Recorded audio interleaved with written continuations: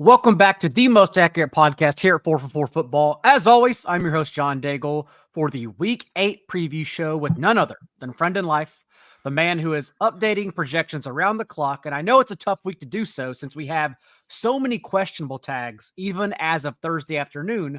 It is none other than John Paulson. Paulson, how's it going?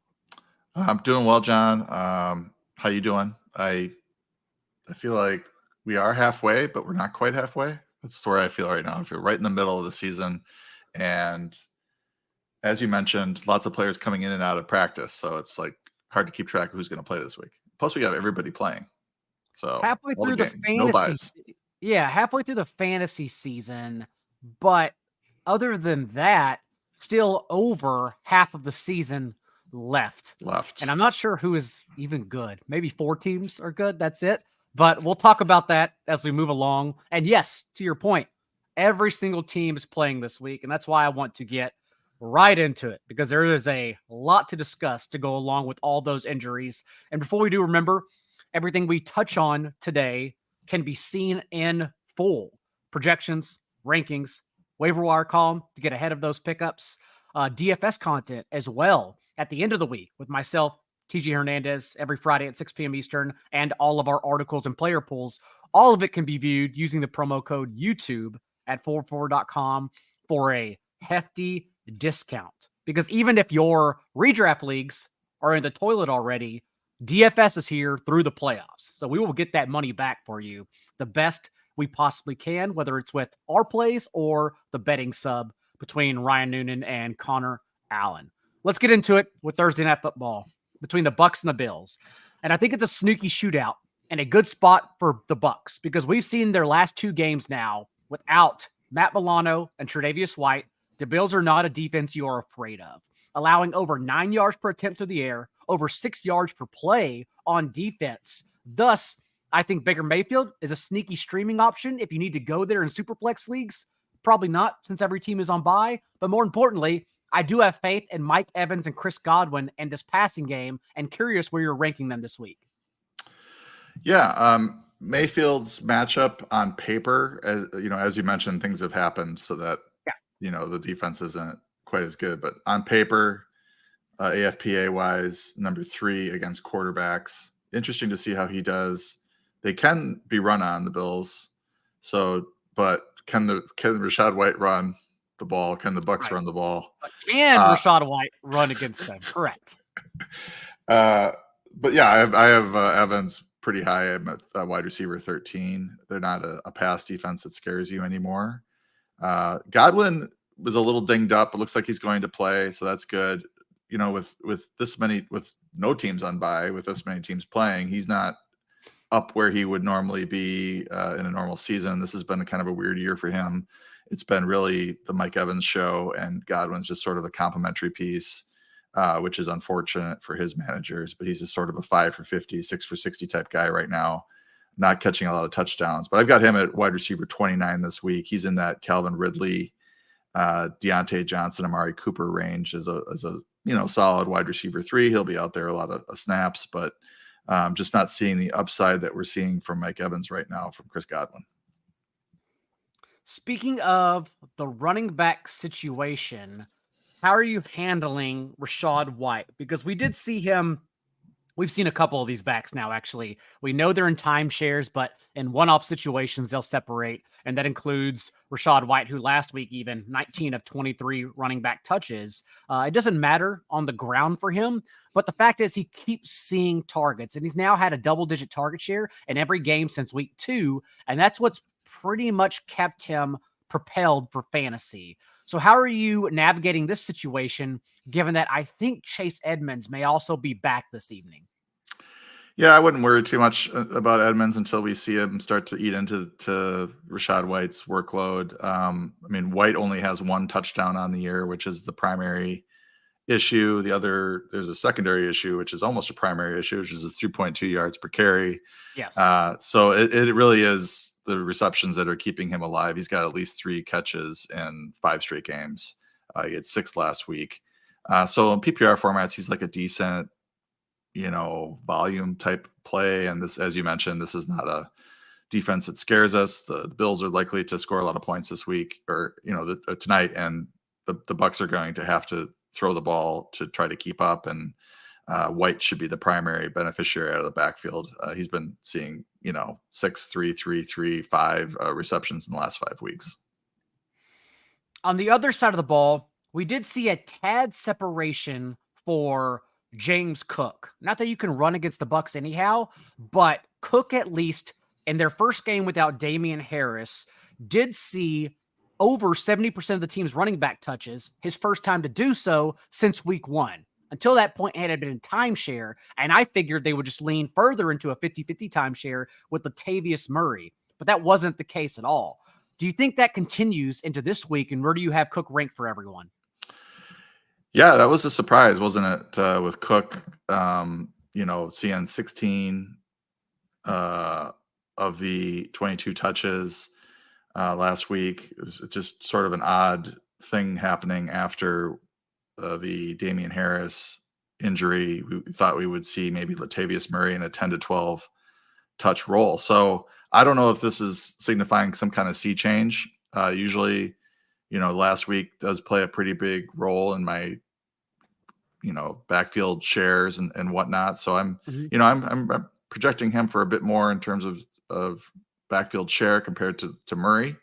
As you mentioned, the Bucks have not been a very good matchup for running backs. 3.3 yards per carry allowed to running backs since week 4. But they have given up 50 yards to opposing backfield since week 4 on average. So they can be beat through the air, and that might be some place where Cook can make some hay. And finally, before we move on, because everyone knows to start Josh Allen, Stephon Diggs, no need to stop there. How high do you have Dalton Kincaid ranked? Because I was still questioning the breakout whenever Dawson Knox was available, but now Dawson Knox out for the foreseeable future, perhaps even the season following wrist surgery. Dalton Kincaid, an every down tight end, we assume. I believe Quentin Morris is also out tonight. So there's really nothing stopping Knox from playing literally every down. Or Kincaid. There isn't. The only issue that I have with tonight is that the Bucks are number 1 in adjusted fantasy points allowed to tight ends. Mm-hmm. So they've been really tough on the position. But Kincaid's snap share should rise, his target share should rise, and given the nature of the tight end position, that makes him tight end 9 after the top 8 guys that we can trust: Kelsey, Andrews, Hawkinson, Laporta, Goddard, Kittle, Waller, and Ingram. And when I say trust, I'm using that word loosely. Some of those guys you can't really trust on a weekly basis. But Kincaid comes in at 9, and then you look at the guys below him. Dalton Schultz, who had a few good games prior to bye. Logan Thomas has been in and out in terms of being a heavy target for Sam Howell. Taysom Hill is suddenly a thing now at tight end again, Jake Ferguson, etc. So I think Kincaid almost in every down role, maybe 80-90% of the snaps, and that should put him in a pretty good spot tonight against the Bucks. And Taysom Hill, a thing solely, I believe, because Roschon Johnson was out. Johnson expected to return this game. So when people ask, oh, do I pick up Kincaid in these leagues where he's still available? Or like this other guy, Trey McBride, Taysom Hill, Logan Thomas, Jake Ferguson, the list goes on. My answer is yes. Kincaid over all of those guys, and still starting him tonight, since again, we're just looking for tight ends who play every single snap. And that's what Kincaid should do this evening. Moving on to Sunday, between the Texans and the Panthers. I think the Texans running backs are getting steamed a hair since before their bye, we saw Dameon Pierce and Devin Singletary split touches, 50% apiece.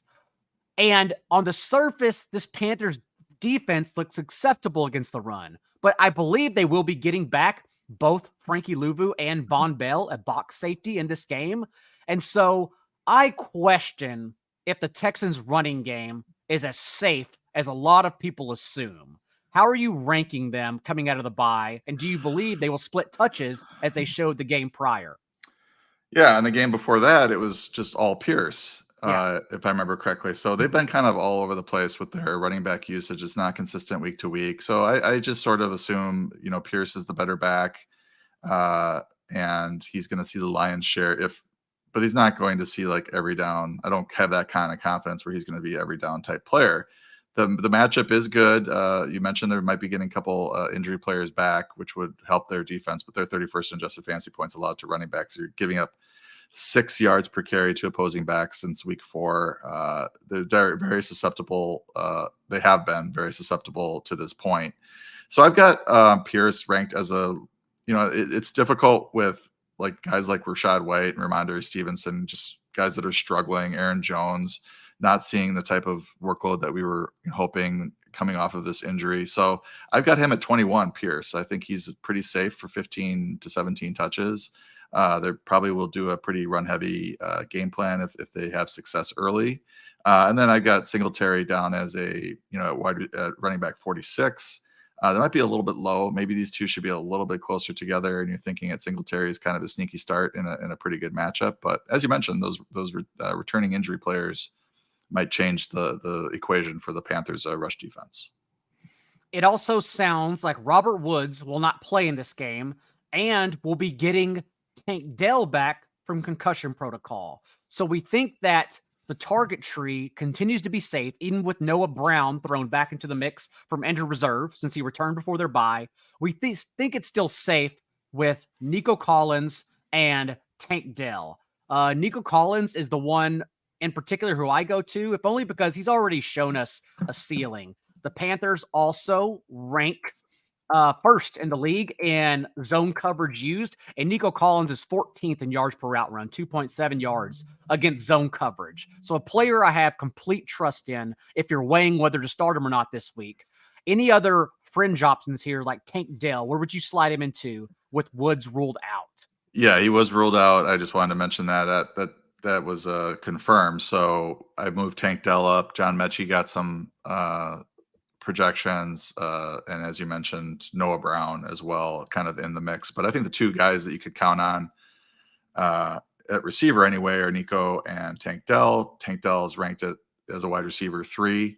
More confidence in him with Woods out, and I think Dalton Schultz gets a little bit of a bump too in terms of trust with Woods out too, because I think it's really right now Nico, Tank Dell, Schultz, and then the rest of these guys kind of fighting for catches.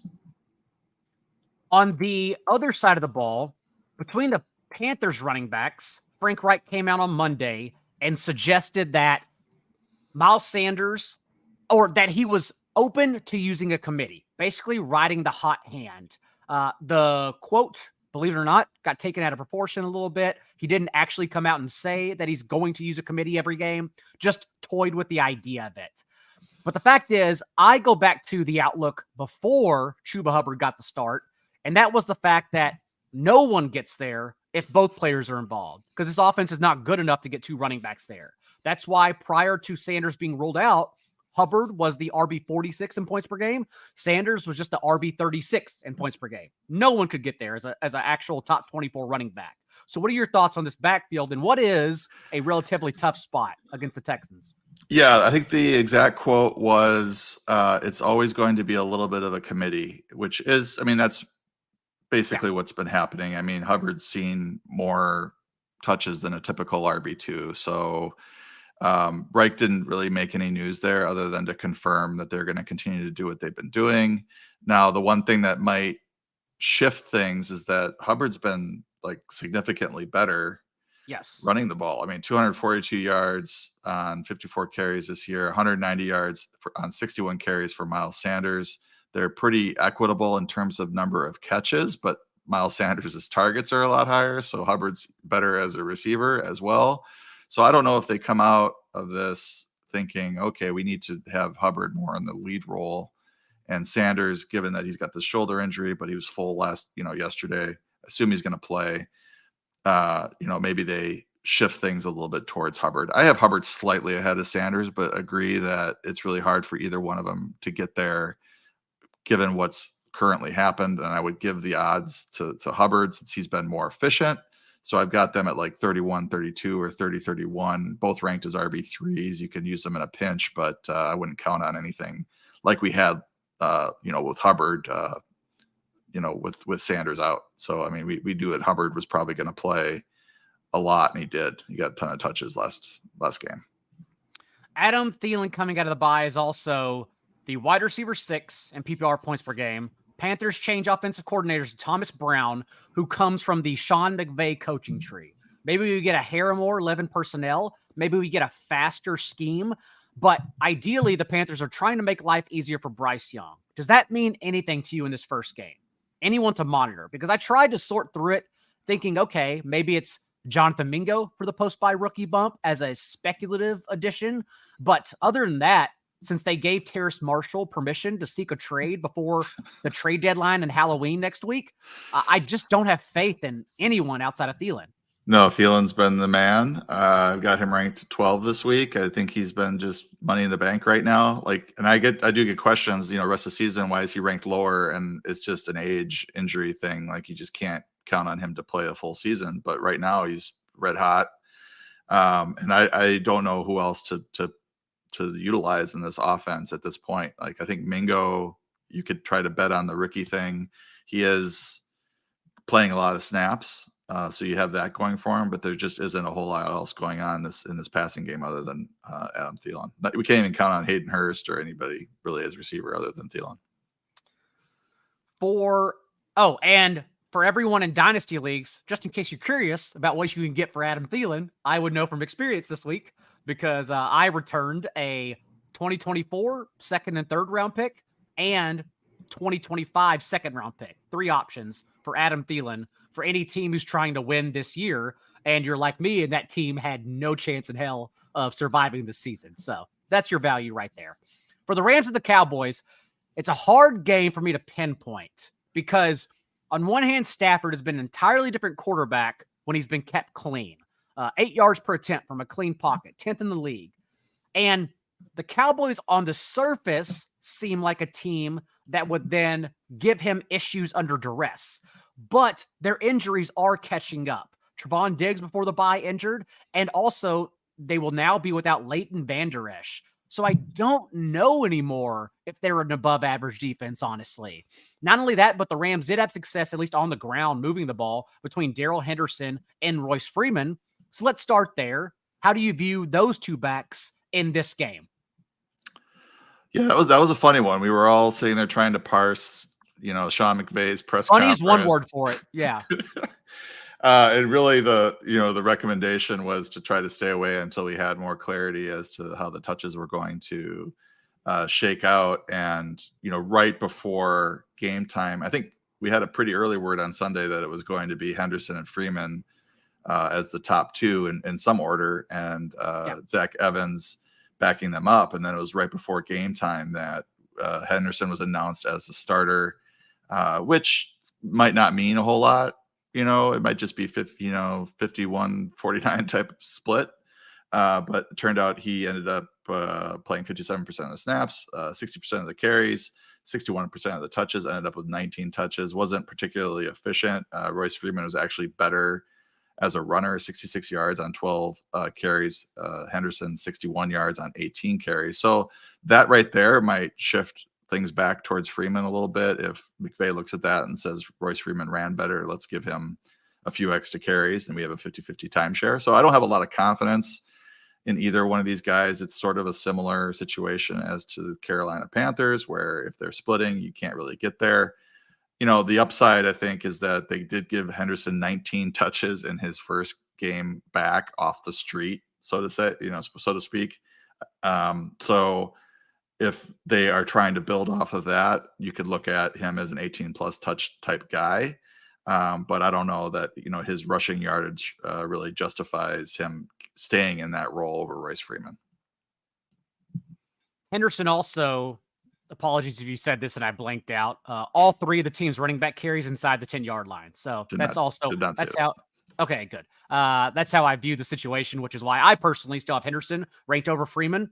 I'm guessing we also get Myles Gaskin active this week. That's what reports have suggested. And if so, he would be active in place of Zach Evans, unfortunately, because Gaskin also, like Royce Freeman, plays special teams. So we may see Zach Evans just go from being sprinkled a lot of fab on Tuesday to a week and a half later being inactive, unfortunately for all of us who just have to eat him on our rosters. For the Cowboys, I was a little more encouraged in Tony Pollard's usage. He's not getting there.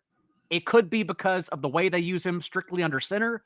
It could be because of him recovering from his own injury from the offseason. Thus, he's one of the least explosive backs in the entire league right now. But 21 of 24 backfield touches in a game script that finally allowed the Cowboys to play in one score throughout.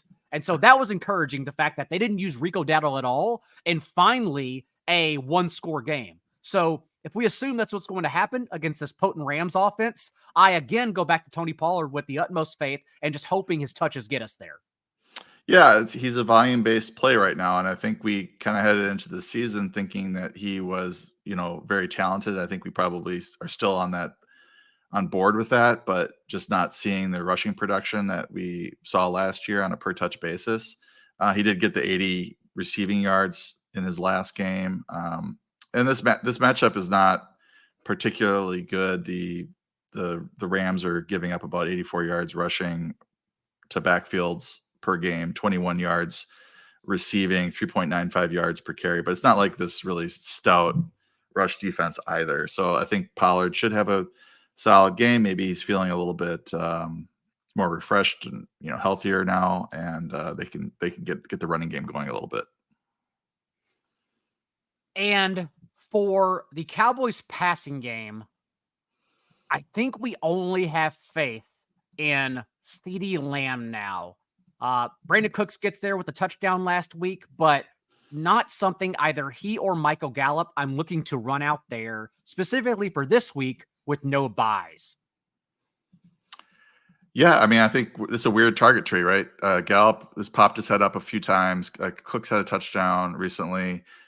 Jake Ferguson has been playing a lot of snaps and had been seeing quite a few targets, but last game, he only had one target. So it's hard to put a lot of faith in anyone other than CeeDee Lamb, who had a little bit of squeaky wheel treatment in the last game. He saw a little bit more work. So I think he's the most talented guy, and you're obviously your best bet. I don't think you can trust anybody else in this offense. I think maybe Ferguson is worth a flyer, as a streamer.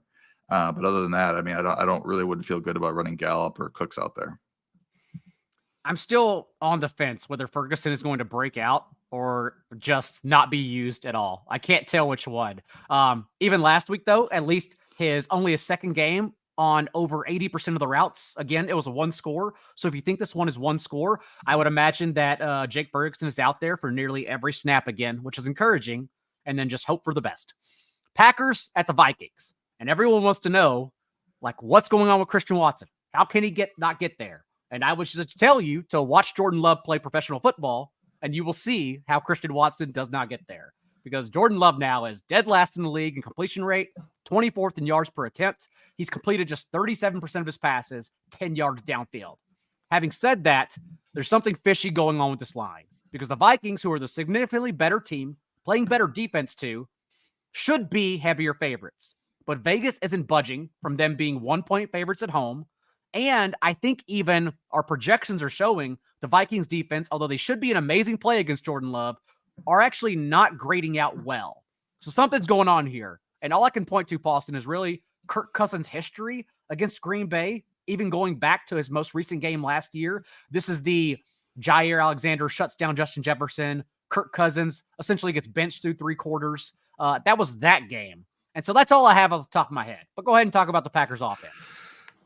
Yeah, I just pulled up the Vegas lines because I remember running the projections, and it was all over the place. It was either Vikings favored by 1, Packers favored by 1, a pick 'em. But now it's kind of settled into Vikings favored by 1.5, Packers, obviously the 1.5 point underdog.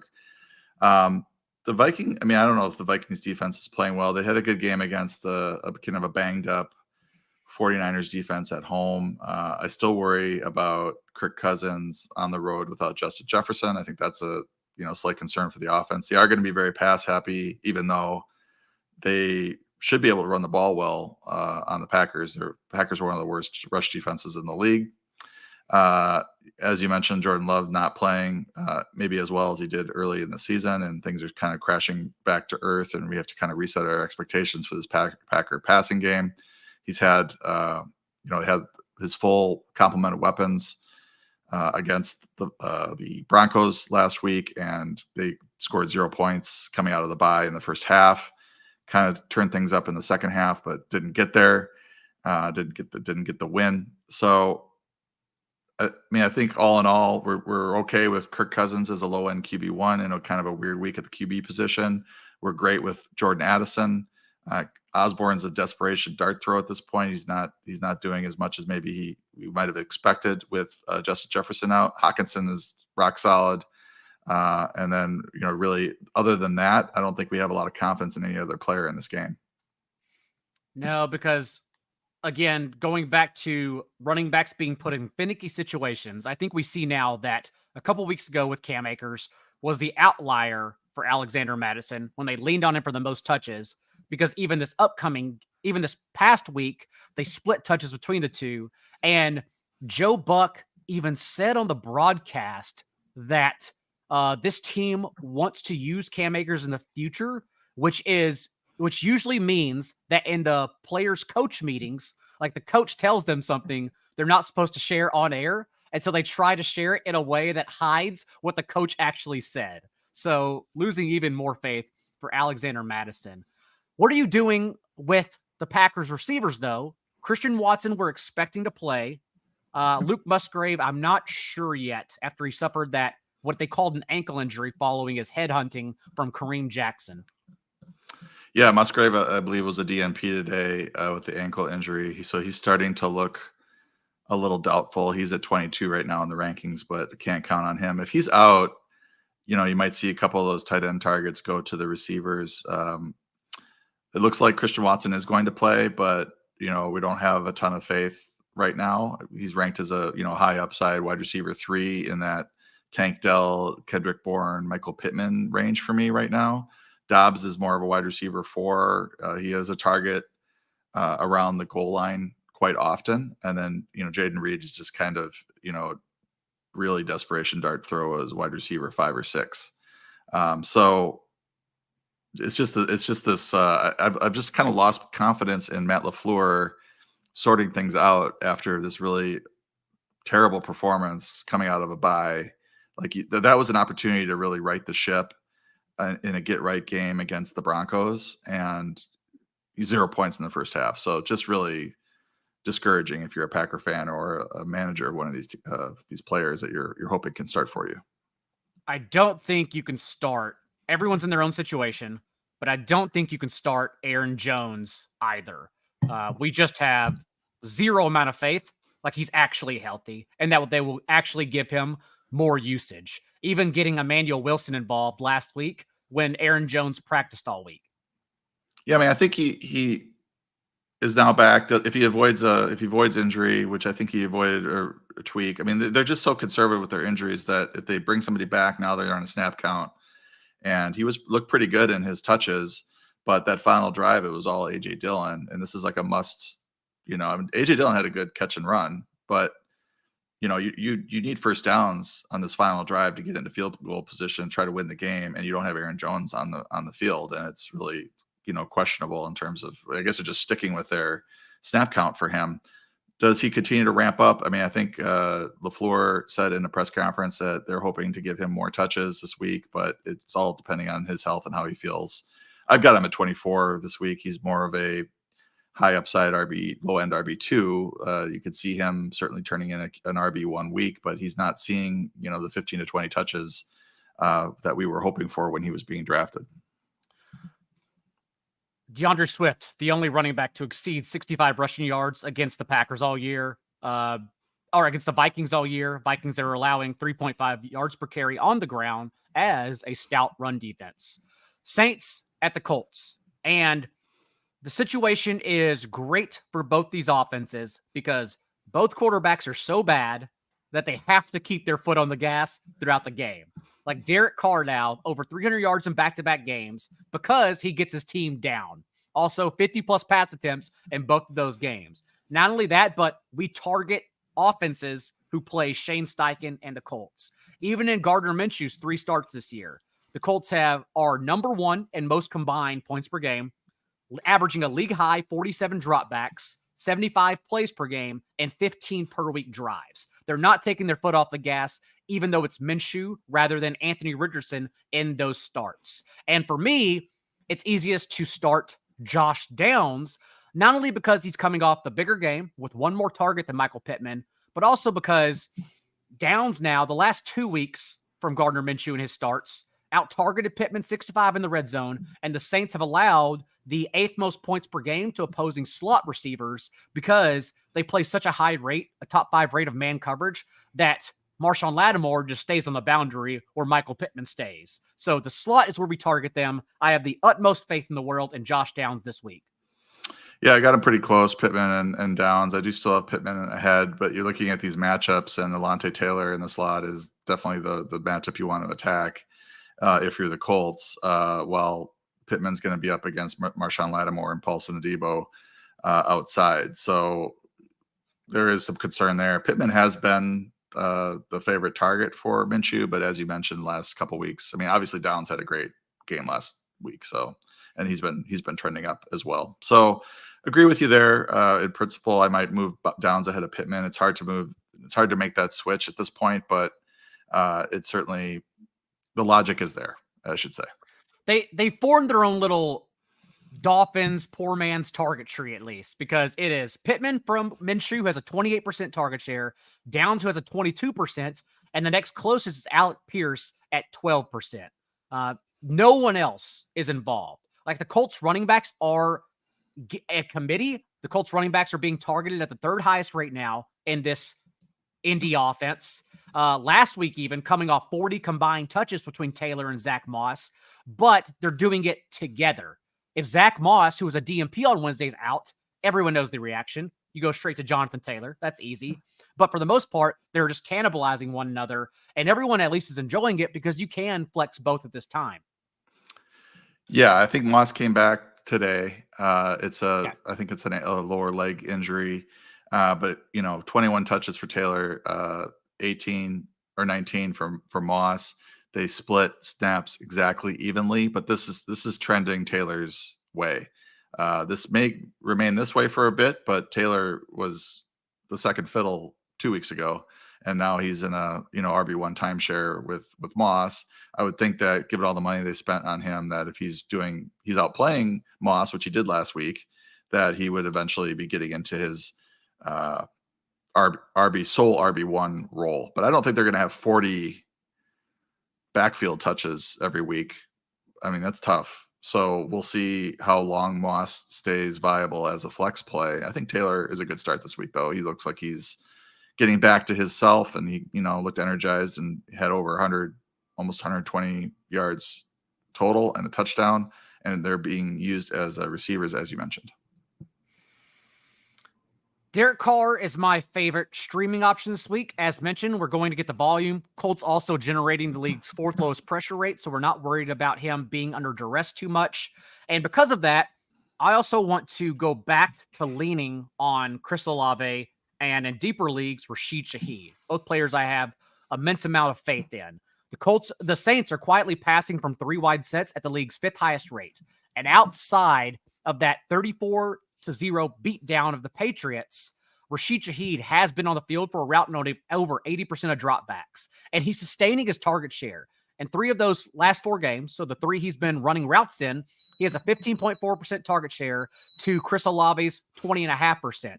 Alvin Kamara, who's not even earning targets, he's just getting dump-offs from Derek Carr, but Alvin Kamara is the one who's obviously just leading the way. He's been targeted on 37% of his routes, the highest among all running backs. It's absolutely insane. Breece Hall is the next closest for reference at 27%. So I do have an immense amount of faith in Olave and Shaheed, thinking we get the volume through the air here.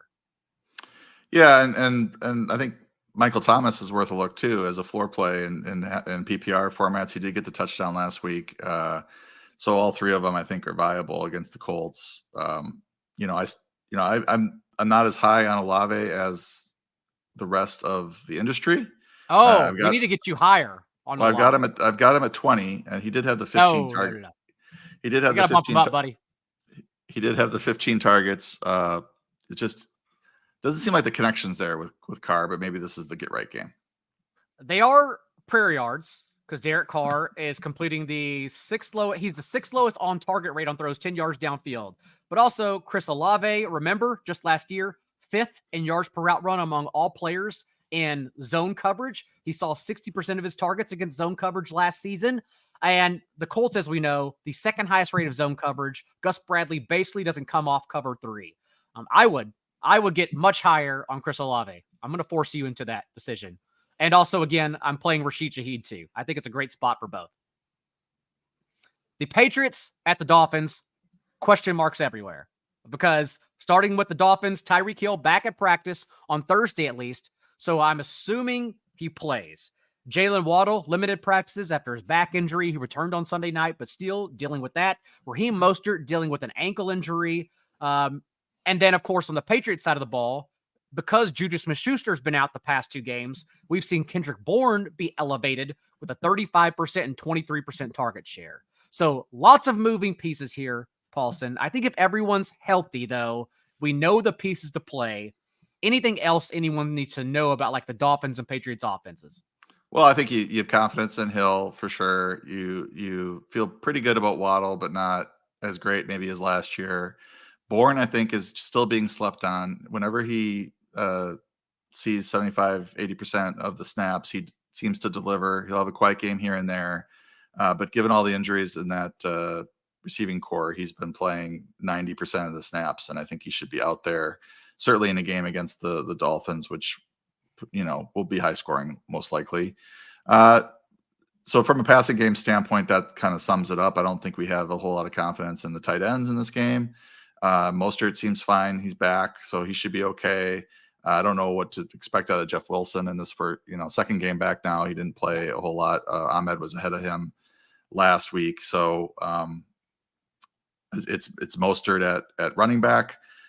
Stevenson and Zeke are splitting time in the New England backfield, but Stevenson's still ahead of Elliott in the rankings. Just don't have a whole lot of confidence in his touch floor at this point. Mostert definitely back on the RB1 radar. Last week, clearly the game plan was to not intelligently run into the teeth of Philadelphia's defense. Just 11 running back carries overall. Mostert still 10 of 14 running back touches. So the exact usage we thought he would have. Maybe Jeff Wilson eats to it, and maybe with their receivers banged up, they do lean on their running backs more. And so that's why I'm still very easily, like a lot of people, starting Mostert and not worrying about it. The last time these two teams played in week 2 as well, they had 22 running back carries. Moving on to the Jets and the Giants, I have a little more faith in the Jets offensive players than a lot of people because it's very clear what's going to happen. Breece Hall before the bye, a season high 77% of the Jets backfield touches. Now he has that 2 weeks rest. He's going to come out and destroy everything. That's easy. Also, we know exactly how the Jets play defense, and Wink Martindale blitzing at the league's 3rd highest rate. He's never seen a snap that he doesn't like to blitz on, and Garrett Wilson is the only receiver in the league averaging a 40% target share against the blitz. So that's where the targets are going this game. So those 2 players I'm high on. Cross your fingers they score a touchdown. Other than that, no thoughts on the Jets. What about you? You summed it up. Breece Hall at RB5.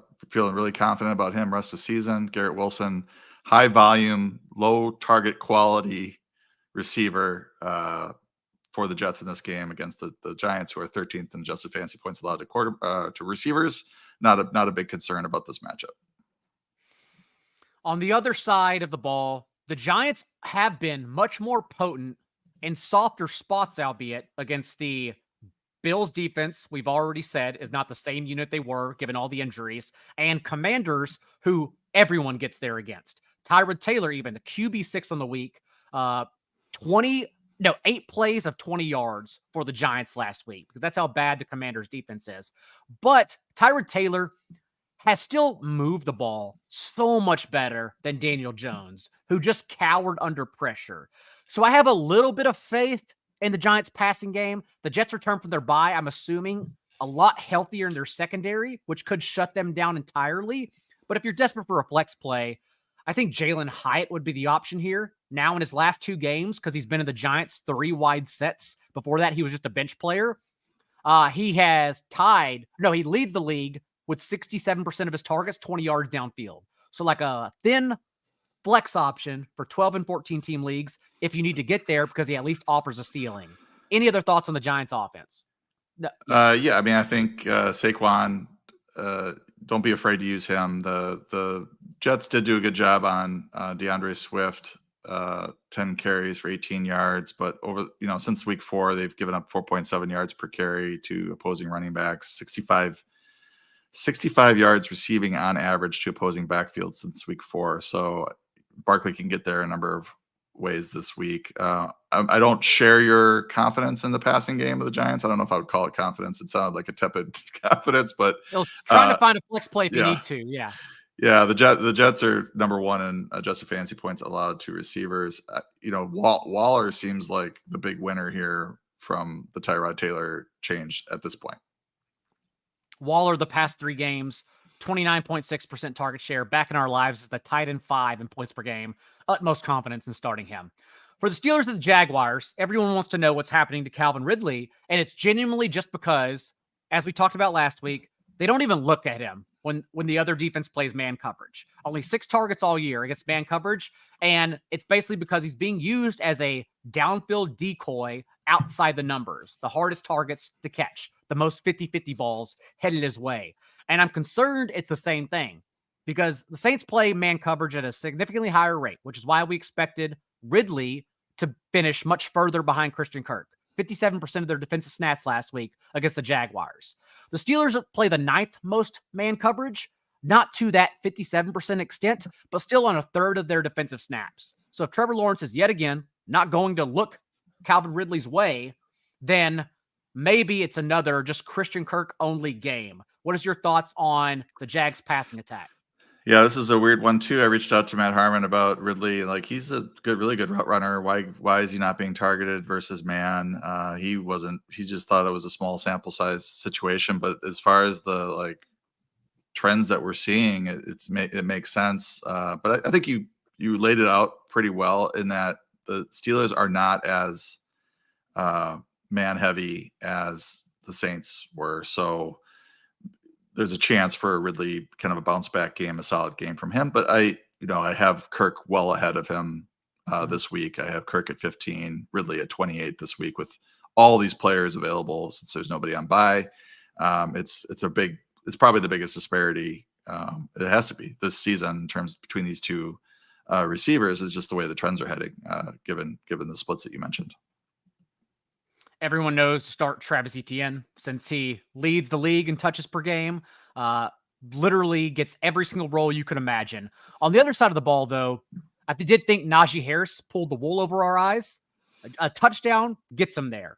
But other than that, we know how useless those carries have been to this point. And now they get a Jaguars defense allowing just 3.4 yards per carry to opposing running backs.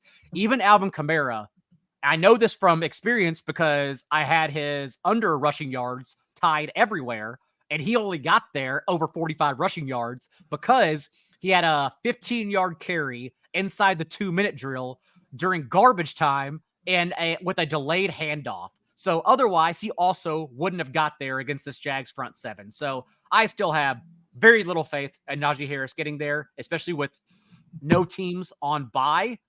And that's how I'm viewing, personally, the Steelers running backs. Yeah, timeshare, bad matchup for him. The only interesting thing about the Steelers rushing backfield split last week was that it was a 17-7 touch split, even though the snaps were a lot closer than that throughout the season. The split has been a lot closer than a 17-7 ratio.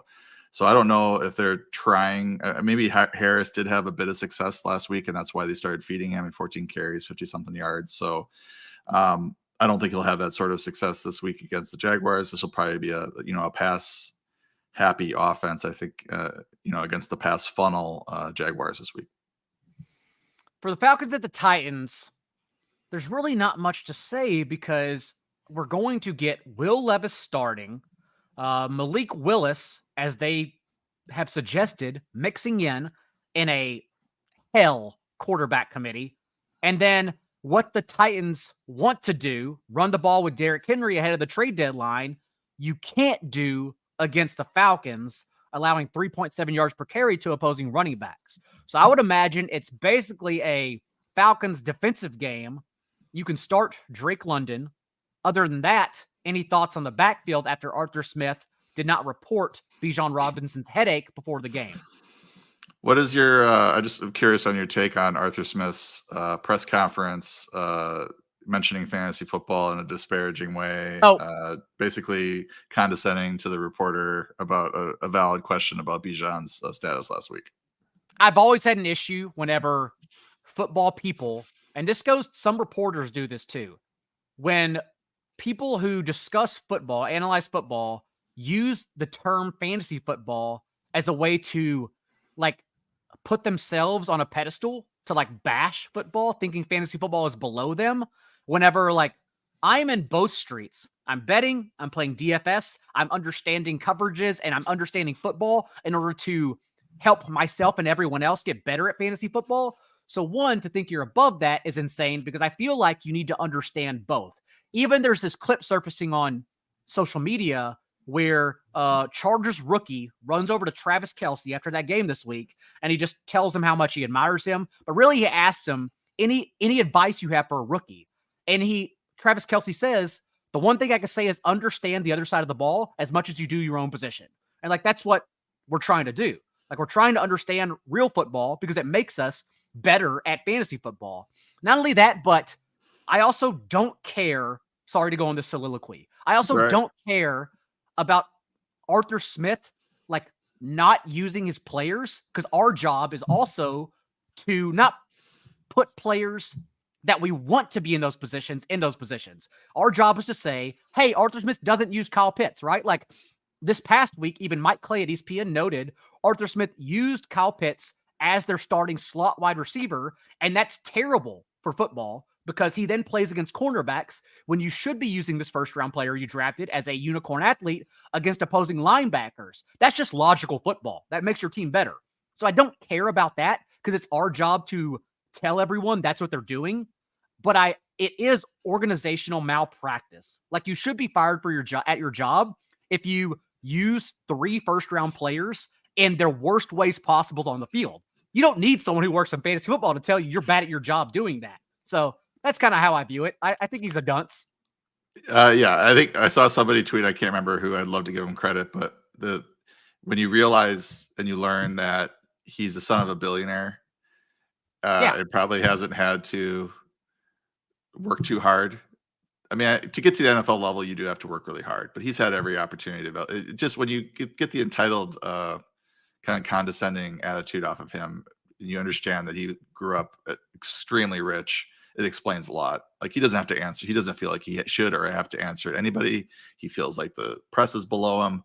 And when something weird happens, like this Bijan Robinson thing last week, I mean, I think that if he was feeling bad and wasn't going to get his usual workload or hardly any workload, then he shouldn't have been active for the game. I think that's the way the NFL views it, but they gave him this one carry late in the game as some sort of justification, I guess. I don't know. So regardless of all that, I agree with what you're saying about our job and what his job is, and it's just nonsense. I just wanted to bring that up to see what you thought. The Falcons are not a good matchup for Derrick Henry. I do think that he could get there certainly as a volume play, as he does often.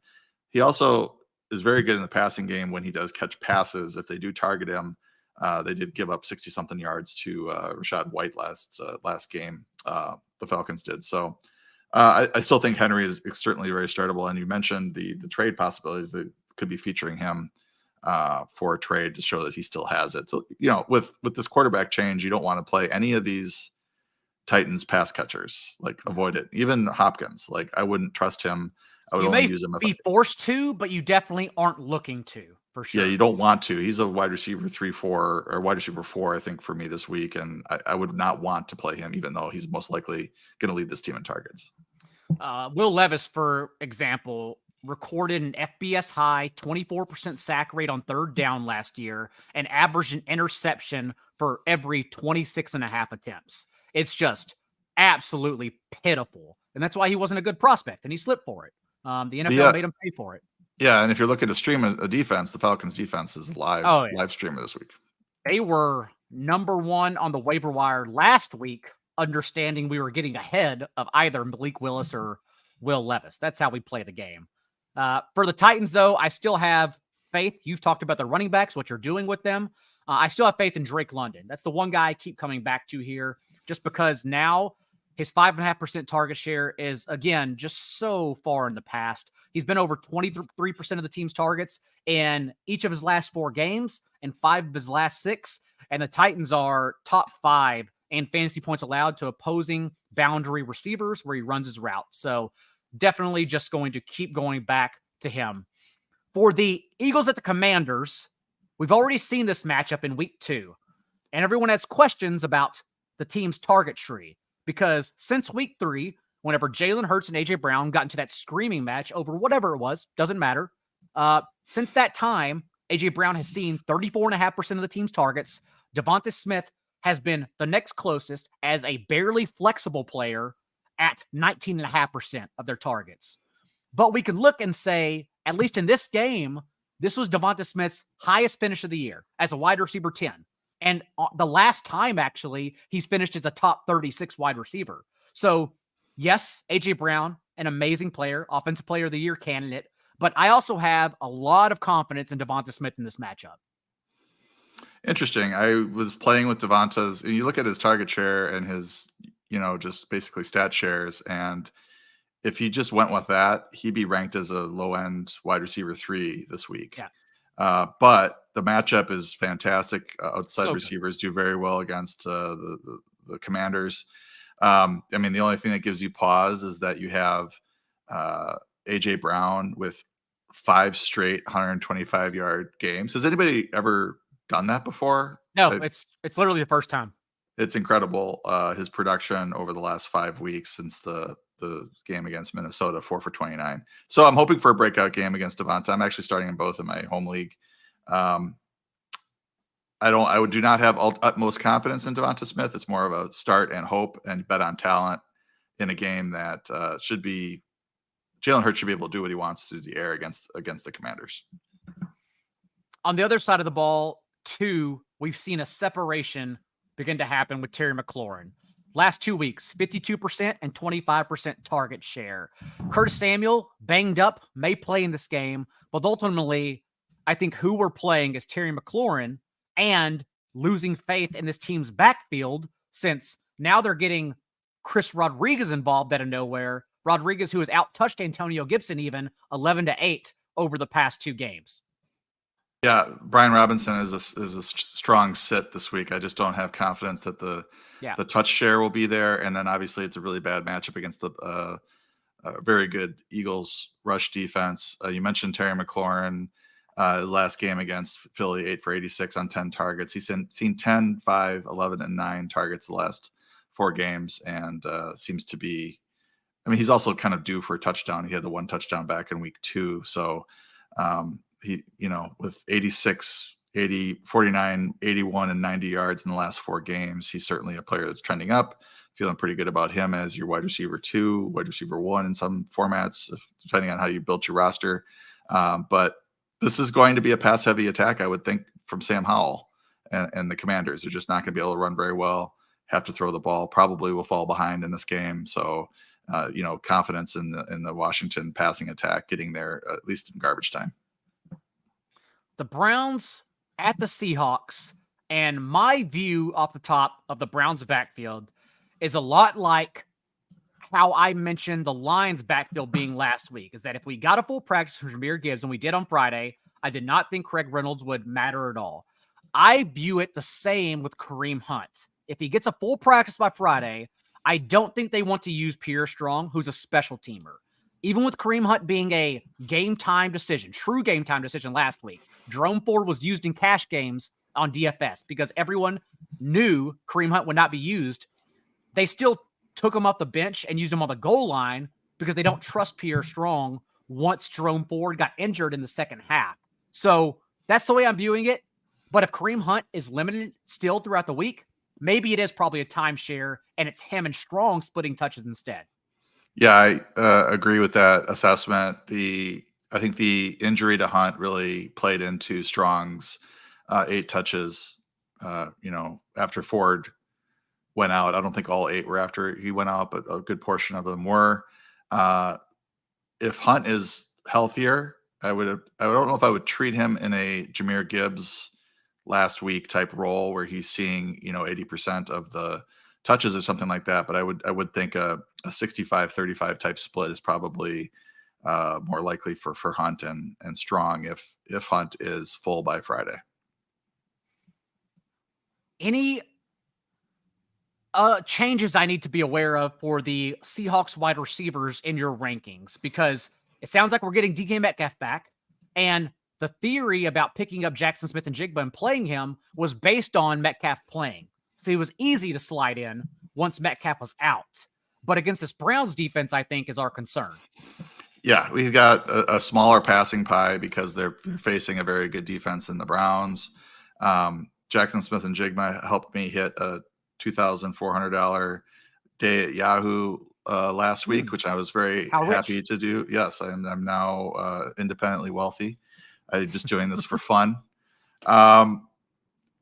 But that was he was only 9% owned or something like that at Yahoo, which I thought was interesting. But it made sense to connect the dots there and put him ahead. And also Jake Bobo had a good game. Unfortunately, Tyler Lockett did not. So that's a bummer for Tyler Lockett managers. I know a lot of them at 4 for 4.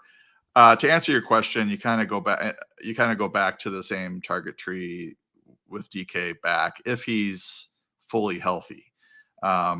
With him in likely the number 1 role, Lockett number 2, because he's done it so many times before, and Smith and Jigba kind of going back to that wide receiver 3 role, which in a game where the passing game is not projected to do very well, makes them all tougher starts than they would be in a normal week. I would consider Lockett, who has only exceeded 60 yards in one game all year, more of a fringe flex play. I'm in a couple start-sit situations with him, and I'm starting Nico Collins, for example. I think has a higher ceiling than Lockett this week. For sure. And a couple other players, Drake London as well. I just think they're in better matchups. Terry McLaurin, too, over Lockett.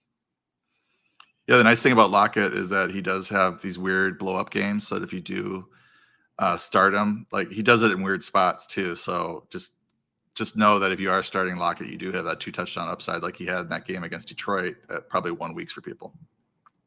And Amari Cooper is the only one I'm trusting personally across from PJ Walker, even though it's even hard to trust him.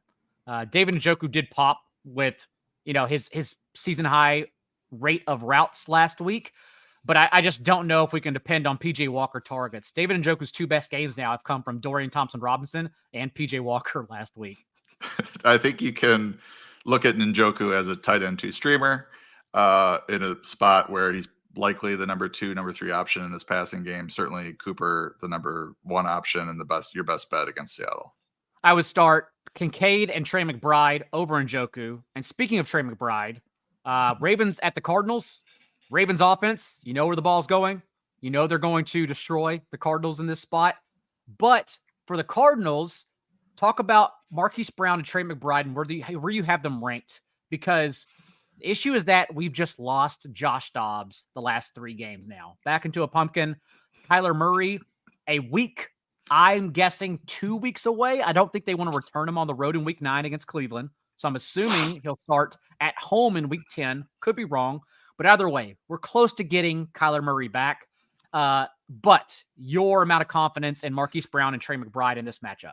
Marquise Brown, the Ravens are 7th in adjusted fantasy points allowed to receivers, so not a good matchup. It is a revenge game for him, but that's the only thing that he has going. McBride, the Ravens are 2nd in adjusted fantasy points allowed to tight ends. So these guys are both sort of like volume plays. You're hoping, certainly not matchup plays. You're hoping that they can get there just based on the Cardinals having to throw and the Ravens, jumping out to a lead and creating the situation where they're, in garbage time for most of the game. I wouldn't want to start either one, but they're both serviceable as, tight end 2 type for in case of McBride with Ertz sidelined for the next 4 weeks.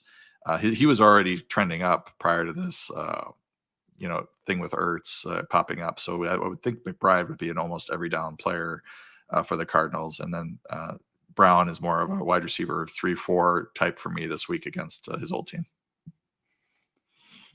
Gus Edwards in there if you want the running back in positive game script, even though Keaton Mitchell was banged up last week. If he's healthy, maybe he plays a little more in this one. Also, quickly, before we move on, Amari DiMercado. I know he spurned us in week 6, but we at least know these past 2 games, he's led the Cardinals running backs in snaps, and he's led the Cardinals running backs in routes run. And then this past week, 93% of their carries, 95% of their backfield touches. He's there every down back, assuming that usage from last week holds. So if you're desperate as a touch-based option, I do think you can start Amari DiMercado and hope the routes get there, since the Ravens have been stout against opposing running backs from the ground. Chiefs of the Broncos. Oh, go ahead. I just want to mention I picked him up, and it was thanks to this podcast and knowing that he ran the most routes 2 weeks ago, that he got cut in my home league, and I picked him up and just had him on the bench. But he dominated touches in that backfield. I think he'll do so again. It's not a good matchup, but he should get there potentially as a receiver. He could get 4 or 5 catches. And then a lot of people dropped him after he led the team in routes run. And I was thinking, Cardinals still bad. Like, he's still going to be out there, so we still have to keep him. So yeah, he's still out there if you want to go pick him up. I have him ranked in the waiver column if you want to check that out too, among where I have him between Devin Singletary, the Rams running backs, and Chuba, Roschon, those kind of guys. For the Chiefs and the Broncos, my only concern is that the Chiefs defense is shutting out everyone and basically making no offense get there. Since they've returned Chris Jones in week 2, 8th in yards per play allowed, 3rd lowest explosive pass rate, and no offense has reached 21 points against them. So I have no amount of faith in the Broncos offense against the Chiefs this week. Yeah, I mean, I think when we started the season, I remember you talking about the Broncos offense, how efficient it was to start the season, but first month, yeah. I mean, Casey is second in adjusted fantasy points allowed to quarterbacks. So Russell Wilson's kind of a sketchy QB2. I think you're hoping that he has to have a lot of volume to try to stay up with Mahomes. This is a game that Mahomes could. It's one of these weird ones that shapes up like they could actually get there as on the back of Pacheco. And, Mahomes doesn't have to do a whole lot as a passer like he did last week. That was actually the stack I had, Mahomes and Kelsey in my aforementioned Yahoo tournament win. I don't know if he's going to have to do it this week, but I do have him ranked top as my top quarterback just because of this matchup and the likelihood that he has a good game. And as for the rest of the Broncos, I don't feel great about Javonte Williams. I'm a little bit low on him. They're second in adjusted fantasy points allowed to running backs as well. He did look pretty good against the Packers, but so does everyone. Sutton seems to be the number 1 option in the passing game.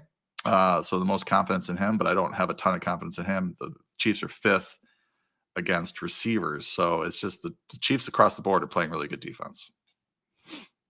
Sutton is the one I trust, given that he is outscoring Jerry Jeudy by 5 fantasy points per game.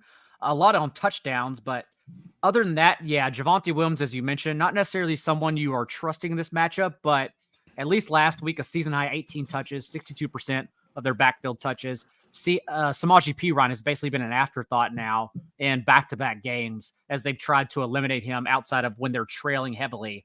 And Russell Wilson, I mean, we're only 2 weeks removed from him having 95 yards and 2 picks against this defense. So it's just a hard spot to get excited about outside of the usual suspects in Kansas City. I am curious where you have Rashee Rice ranked, because we saw a season-high 65% route rate from him, and it's not going to go any higher. The Chiefs still rotate all their receivers, but as he showed, that's enough to get there every week from Patrick Mahomes. Yeah, I think this is the best we're hoping for. I don't think we're going to – we had Tyreek Hill as the last clear wide receiver 1 in Kansas City. Justin Watson was out last week. Rice ended up with 59% snap share, which was his highest, 5 for 60 and a touchdown. He now has a touchdown or at least 72 yards receiving in 3 straight games. He's putting together a really nice rookie season. So I think, he's certainly the most trustworthy other than Travis Kelce in this passing game. I don't think I'd really want to roll anyone else out there other than Rice. Bengals at the 49ers. And we are not going to have Brock Purdy, who is in concussion protocol late in the week, which means he sits. Where do you have Sam Darnold ranked? Because the Kyle Shanahan only uses system quarterbacks is about to be tested. For sure. And I think you'll be surprised to learn that I have Sam Darnold at QB 13. I am looking at this high, but I'm not surprised. We should be high on him. That is high. Yeah, the quarterback 2 rank, even though everybody's playing, the QB 2 ranks are really weird. Some of your good players that you'd like to stream usually have bad matchups. Some of your then you got bad players with good matchups. So it's kind of a weird deal. I just have faith in Kyle Shanahan in general. Darnold actually played pretty well for Carolina last year. He was 4-2 as a starter, 82 of 140 for 1,143 yards, 8.16 yards per attempt, 7 touchdowns, 3 interceptions, and he added 102 yards and 2 touchdowns as a runner in 6 games and 6 starts. If you look at the preseason with 49ers, which is the preseason, but still it's a nice little litmus test, 282 yards, 8.55 yards per attempt, 67% completion, 2 touchdowns, 1 interception, 18 yards as a runner. That's basically, with 33 pass attempts in the preseason, 3 rush attempts, that's basically 1 game's worth of action for him. These numbers combined are a lot better than his career numbers prior to last year's season with Carolina. So I think Shanahan saw whatever he saw Carolina and wanted him as the backup. They jettisoned Trey Lance, and I think Kyle Shanahan knows what fits the system. So I think we should trust him. He's turned Jimmy Garoppolo into a serviceable fantasy starter. He's turned Brock Purdy into a good fantasy starter. So I think in a weird spot this week, he's one of my favorite. You mentioned Derek Carr is your favorite streamer. Sam Darnold is my favorite streamer. Yeah, and that was before in the waiver wire column we got the Sam Darnold news. I will say I have faith in everyone with Sam Darnold because we saw without Deebo Samuel, who's going to miss this game too, exactly what we thought would happen. George Kittle, like last year without Deebo, a 24.4% target share, 17.7 points per game. In this game, 24.1% target share without Deebo, and he led the team in receiving yards. So we go right back to George Kittle. Not only that, but the Bengals and Lou Anarumo running the league's 8th highest rate of man coverage, and Brandon Ayuk is 6th in yards per route run with 16.5 yards per catch against man coverage. Christian McCaffrey, 2. The Bengals are the only team allowing over 17% of the runs against them to go for 10-plus yards, and McCaffrey clearly at full health after handling all but 1 running back touch on Monday night. So we know the usual culprits to play against the Bengals, and you just have to have faith in all of them since no one else is competing for their targets and opportunity. Yeah, Ayuk top 10 play, Kittle top 6 or 5 for me, McCaffrey my number 1 running back. I think the other player you can look at is Jawan Jennings. He, I think, led the team in targets last week with 9, so he's more of a PPR, maybe spot dart throw, but in a week where I've got him at 56, so it's not like he's too high. In a week where everybody's available, he's probably not on anybody's radar, but he did see an uptick in snaps and targets. On the other side of the ball, the 49ers defense didn't lapse on Monday night. They still got pressure on Kirk Cousins on 35% of his dropbacks, but he was great. He was 14 of 16 under pressure. It was incredible. My concern is that I just don't know where Joe Burrow is coming out of the bye. Because going into the bye, he was dead last in yards per attempt, 2.6 yards under pressure. If that's the case again, then we get no pushback. So you know what you're doing. You're going to Jamar Chase. You're taking Joe Mixon's touches, even though, like Josh Jacobs, they really don't matter. He's not going anywhere. But other than that, it's just hopefully if he's healthy, he can get T. Higgins there. I'm just a little concerned in this matchup. Yeah, looking at Burrow's game log, it's, he does have the 5 touchdowns, 2 interceptions last 2 games, but one of those games was against Arizona, 317 yards passing, 3 touchdowns. Everybody does well pretty much against Arizona. It's against Seattle, 185 and 2. I think you're hoping that the 2 weeks off gets Burrow back to his usual self. The offensive line hasn't played particularly well, and the pressure might be there. So they hopefully they've had 2 weeks here to game plan. They're prepared for the pressure that the 49ers are going to apply. I do think that Cincinnati's strengths as a passing team, in theory, with all the talent they have, does match up well with the 49ers' weaknesses, which seems to be at defending receivers, and they may be able to put up some points, the Bengals, and make this a high scoring game, and making maybe like a Darnold stack pretty appealing in DFS. Bears at the Chargers on Sunday night. I believe the Bears will cover because 8.5 points, because the Chargers offense has not been the same threat at all without Mike Williams. Nowhere to go downfield, even though Josh Palmer has been great at earning targets. But I think everyone really wants to know where you have the Bears running backs ranked, and that's assuming Roshon Johnson comes back for this game. Yeah, your comment about the Bears covering has me a little worried. I'm right now have the Chargers as one of my teams in the Survivor pool here over at BetSperts for Super Bowl tickets. So I'm a little worried. It's only because their defense has actually been respectable. Soft matchups the last 3 games, I know, against the Raiders this past week, Sam Howell and Kirk Cousins in his first game without Justin Jefferson. But still, 17 points per game, 8 sacks in that time. Jalen Johnson and their linebackers have been playing significantly better. So my point is that the Chargers offense has gone backwards, whereas we now have a little bit more confidence in the Bears defense. Yeah, I don't want to live in a world where the Bears ruin my dream of getting Super Bowl tickets from my employer. Your worst case scenario, yeah. Yes, so we'll see what I decide to do there. I was thinking about the Ravens as well as the other pick, but that throws things off down the line. Anyway, I digress. You asked about the Bears backfield. I still have Foreman. I did add Roshon Johnson to the rankings today. Okay. Basically gave him all the secondary touches and yards. I downgraded Foreman a little bit. I was one of the highest, I think, on Foreman heading into last week. I just had a lot of confidence in the matchup and his role in that offense, and he obviously delivered the overall RB1 week. But I've got him at 19 this week, behind Josh Jacobs, James Cook, ahead of Kareem Hunt, Dameon Pierce. It's a pretty good matchup against the Chargers, 18th in adjusted fantasy points allowed to running backs. Johnson I have as a RB3, about 37, RB3, RB4 flex type play. This could be closer than this, but I think with the way the Foreman played, they have no need to just like push Johnson out there for 20 touches. So I think he'll probably ease him back in after the concussion. He had a couple weeks where he missed, and he's still in the protocol. So if he doesn't play, then Foreman will be a few spots higher in a pretty good matchup against the Chargers, given how he played last week.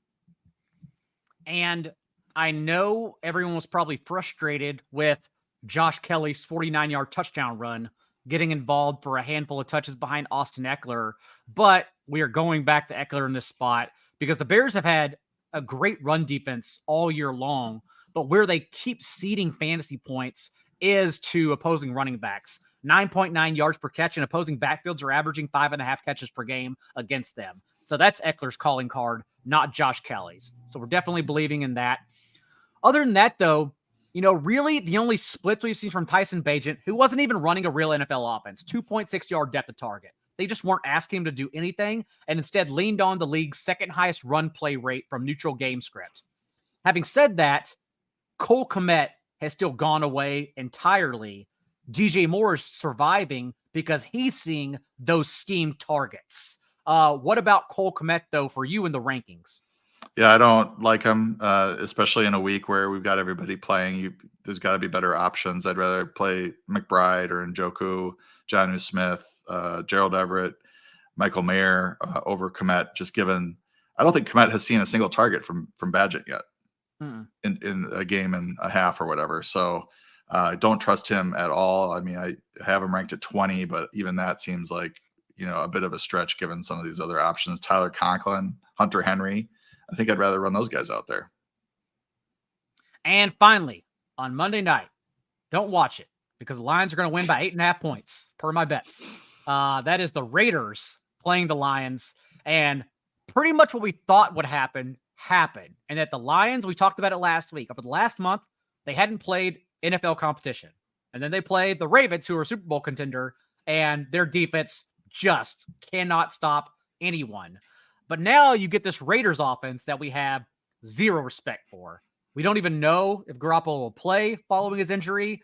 I have faith in Jacoby Myers since the Lions are allowing a league high in fantasy points per game to opposing slot receivers where Myers plays. Also, Davante Adams is arguably still playing on this banged up ankle that he keeps fighting through. So your thoughts on the Raiders offense in this spot? Yeah, you mentioned Garoppolo. I think that's probably the key to, I mean, he's their quarterback. So I guess it doesn't make it's not great analysis from me, but he's the key to the keeping this game at least interesting for a while. Certainly he would support Davante Adams as a wide receiver 1. Myers has been getting there regardless, it seems, but there's not a lot of things to love about I think they're going to have to throw. The Detroit's a pass funnel. Jacobs has a tough matchup. Third in adjusted fantasy points allowed to running backs are the Lions. So there is some volume, perhaps pass funnel upside for Adams and Myers. I think you have to start them. You don't have to start Myers necessarily, but you have to start Adams, even though Myers has been better. It really does come down to Garoppolo because we didn't see a whole lot out of Hoyer. I guess they could, go back to O'Connell. But yeah, the Lions are my other pick in the survivor pool. I'm excited to watch them smash the Raiders. I don't even know why they started Hoyer or came out of the half with him. And even in the first half, he had 10 completions for 91 yards and a pick. The pick wasn't his fault. Josh Jacobs literally dropped it and it bobbled into the hand of the defender, but still, there's just no point. Who Brian Hoyer is. And then throwing Aiden O'Connell to the Wolves in the fourth quarter when you're down 31-6.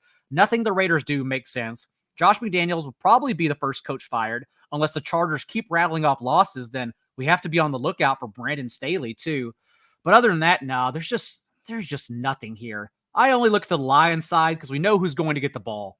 We've now seen 2 starts for Jahmyr Gibbs without David Montgomery. He's handled 75% of the team's running back carries, 77% of their touches, and he's seen 12 of 13 running back targets. He's out-touched Craig Reynolds 38-8 in those games. So we go back to Jahmyr Gibbs in any game script since David Montgomery is going to be out this one. You start your Lions receivers like Amon-Ra St. Brown, and then we're done with it. Yeah, I've got Gibbs at 4 overall this week. I'm very confident in him. Vegas is 29th in adjusted fantasy points allowed to running backs. They're better against the receivers, but I think it's just because they're so bad against running backs.